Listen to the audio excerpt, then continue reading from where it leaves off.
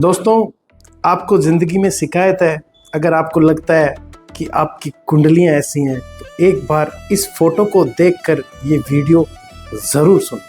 दोस्तों, ज़िंदगी में कुंडलियां अक्सर सही नहीं होती क्योंकि कुंडलियां इंसान बनाते हैं, इसलिए उनको हमारे कर्मों से बदला जा सकता है, लेकिन जो विधाता बनाता है उसको कभी भी नहीं बदला जा सकता। चलो आज मैं आपको एक मोटिवेशनल कहानी के द्वारा ये समझाना चाहता हूँ कि कुंडलियां अक्सर हमारे कर्मों के सामने, हमारे मेहनत के सामने अक्सर उनको चेंज किया जा सकता है। एक बार की बात है, एक गांव के अंदर एक ऐसी थी कि वो गांव बच्चा रहता था, मतलब गांव के अंदर मिट्टी के बर्तन बनाता था, छोटी मोटी मूर्तियां बनाता था और अपना रोजगार चलाता था। उसकी माँ उसके कैरियर को लेके बहुत सीरियस थी। एक दिन क्या हुआ, उसकी माँ उसको लेके एक ज्योतिषी के पास गई और ज्योतिषी को कहा कि इसकी कुंडली देख के बताइए कि इसकी जो जिंदगी है, इसकी जो जीवन शैली है, उसके अंदर क्या क्या परिवर्तन या क्या क्या चेंजेस होने वाला है। तो ज्योतिषी ने उसकी कुंडली देखी, बहुत ही भावुक स्वभाव में उस बच्चे को डरा दिया कि आपकी कुंडली के अंदर सभी ग्रहों की दशा खराब है, उन ग्रहों के अनुसार आपकी कुंडली बहुत ही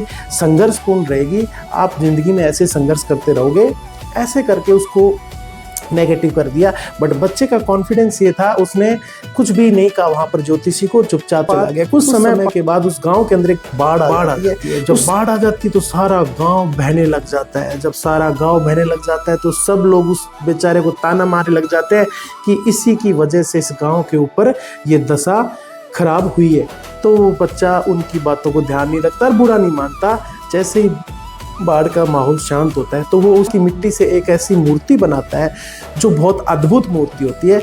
तो उसी टाइम पे उस गांव के हालात मापने के लिए कुछ राज्य अधिकारी और कुछ बड़े बड़े खगोल शास्त्री थे, वो आए हुए थे। उन्होंने उस मूर्ति को देखा और उन्होंने कहा इतना अद्भुत चमत्कार कारीगरी किस शिल्पकार की हो सकती है।